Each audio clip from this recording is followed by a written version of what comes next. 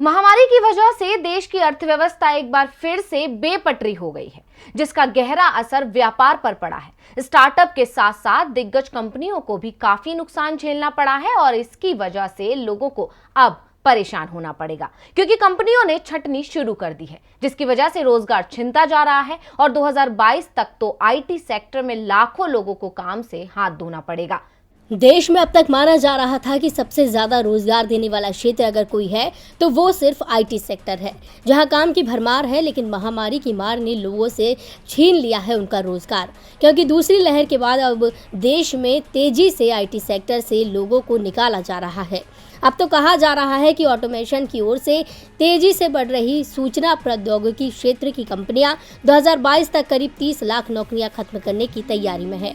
इस कदम से कंपनियों को 100 अरब डॉलर यानी 7 करोड़ 30 लाख रुपए की बचत होगी। नासकॉम ने अपनी रिपोर्ट में कहा है कि घरेलू आईटी क्षेत्र में करीब 1 करोड़ 60 लाख नौकरियां हैं, जिनमें से 90 लाख कर्मचारी बीपीओ और अन्य कम दक्षता वाले क्षेत्रों में काम करते हैं। इनमें से ही 30% यानी 30 लाख नौकरियां अगले साल तक खत्म हो सकती हैं। सिर्फ रोबोट प्रोसेस ऑटोमेशन से ही 7 लाख नौकरियां खत्म हो जाएंगी।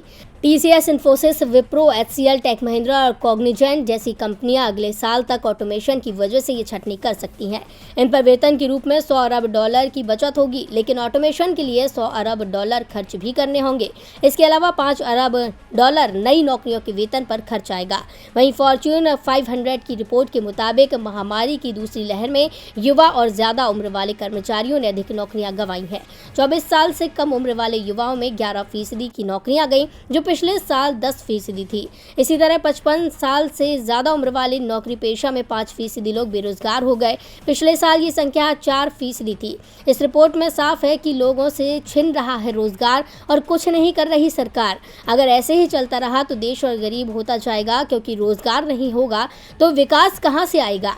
डीवी लाइव की रिपोर्ट।